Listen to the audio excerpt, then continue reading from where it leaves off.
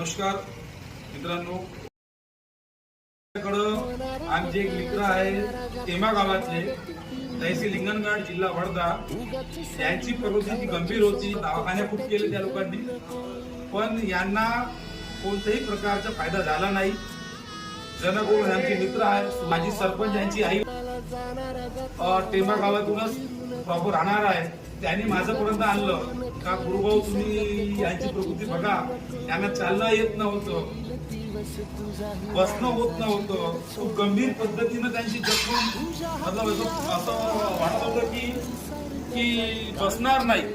मतलब पायाचं ऑपरेशन डॉक्टरना सांगितलं की ऑपरेशन करावा म्हणून, पण माझ्याकडे याचे उपचार होतं. मी यांना औषध दिले आणि मी त्यांना सांगितलं 15 दिवसाचे तुला मी कोर्स देतो, त्या कोर्समध्ये तुला मी आराम करून देतो. पण देवाची कृपा झाली की त्यांना 3-4 दिवसामध्ये खूप चांगल्या पद्धतीने आराम वाटला आणि त्यांचे जे पस आहे ते लवकरात लवकर निघून गेला. त्यांना आता 70-60% आराम आहे असं त्यांनी सांगितले. मी सर्वांना विनंती करतो की यूट्यूब चॅनलला फॉलो करा, फेसबुकला फॉलो करा, व्हॉट्सअप आपल्या मित्रांपर्यंत पोहोचवा. गाव बघू शकता की त्या पद्धतीनं हे पूर्ण इतकं वाईट परिस्थितीचे पाय झालेलं आहे भाऊचं. बिकट परिस्थिती दिसत आहे. आता याच्यावर आपण ट्रीटमेंट देणार आहोत. समोर तुम्हाला दाखवू की किती फरक आहे. देखिए दोस्तों, ये हमारे भाई साहब है जिनका पैर का प्रॉब्लम था.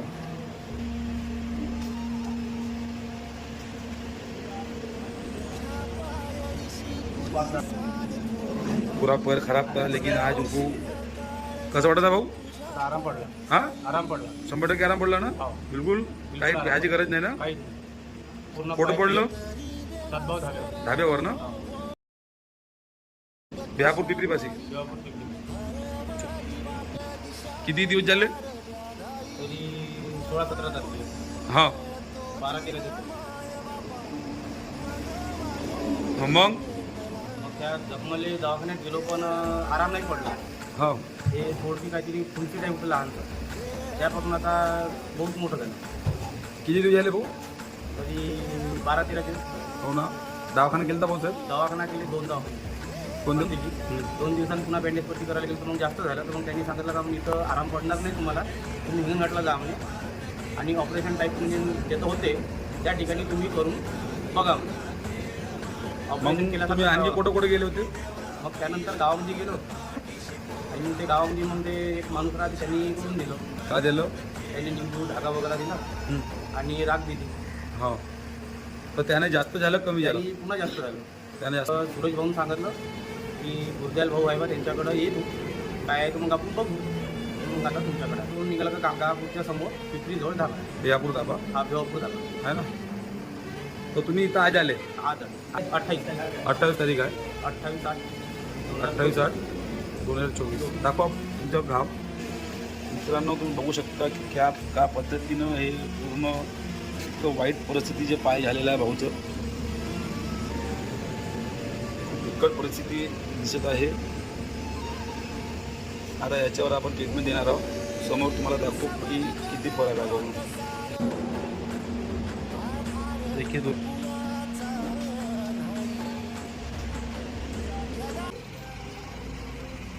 मी माझी विनंती आहे की अगोदर तुम्ही पहिले यूट्यूब चॅनलला सबस्क्राईब करा, जेणेकरून जे मी मेहनत घेत आहे त्या लोकांपर्यंत गेली पाहिजे और लोकांपर्यंत गेल्यावर सर्व लोकांना याचा बेनिफिट लाभ भेटला पाहिजे. ही माझी तुम्हाला हात जोडून विनंती आहे. सबस्क्राईब यूट्यूबवर जाऊन गुरुदयाल सिंग सभी बीमारी का इलाज या आपलं यूट्यूबचं नाव आहे. मी वारंवार तुम्हाला लिंक पाठवतो. त्या लिंकवर सबस्क्राईब करून, कमेंट करून, बेल नोटची बटन दाबून फॉलो करा आणि जास्तीत जास्त आपल्या मित्रपरिवाराला शेअर करा, जेणेकरून फॉलोअर वाढले पाहिजे और हे व्हिडिओ जे आम्ही टाकत आहे त्या सर्व लोकांपर्यंत पोहोचलं पाहिजे. माझी विनंती आहे. प्रकृती आहे यांची वाली. आता तुम्हाला कसं वाटतं, तुम्ही जे निर्णय घेतला की बाबा चला इथं तुला आराम होते, तुमचे मित्र आहे, तर तुम्हाला कसं वाटत आहे? आपल्याला चांगलं वाटतं. आपल्याला पहिलेच माहिती होतं पण त्याला विश्वास होता. आपण विश्वास करून टाकला. ते राहणार कुठं आहे? तहसील हिंगणघाट जिल्हा. जिल्हा वर्धा. तर तुम्हाला काय झालं होतं? पायाला जखम झाली होती. दाखवा पाय कुठं आहे तुमचं. हे पाहिजे जखम. त्रास जेव्हा तुम्ही धाब्यावर यायच्या अगोदर तुम्हाला का त्रास होता. चालणं नव्हतं पूर्ण पाय पूर्ण असा नसा पूर्ण चोक झाल्या होत्या. चालणं होईना बिलकुल. लंगडत आलो होतो. हो ना. 3 दिवसा पहिले आता 14 दिवस. आज 14 दिवस लंगड आले होते. लंगडत आलो. आता किती आराम आहे. आता 60-70% आराम आहे. हो ना. आता अजिबात लंगडत नाही. आणि पायाची जखम अर्धी सुकली. अर्धी सुकली. पस निघलं होतं पायामध्ये. किती वाजता. 4 वाजता पस निघाला. तर पस निघल्यावर पडत आहे. आता 60-70% आराम पडला.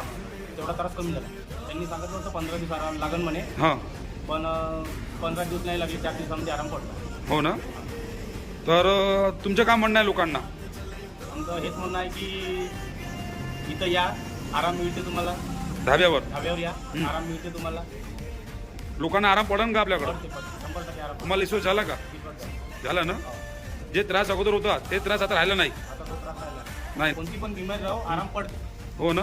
पक्की गॅरंटी आहे का तुम्हाला. पक्की आहे. तुमच्या गावचे किती पेशंट झाले आतापर्यंत. आमच्या गावचे पेशंट 3 ते 4 पेशंट मला दिसले.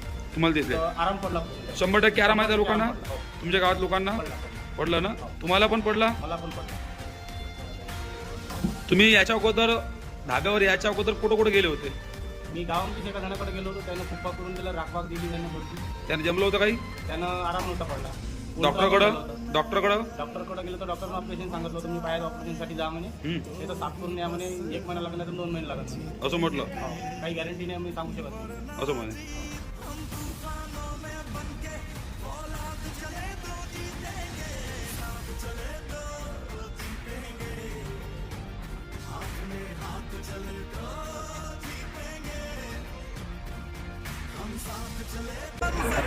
चांगला आहे ना.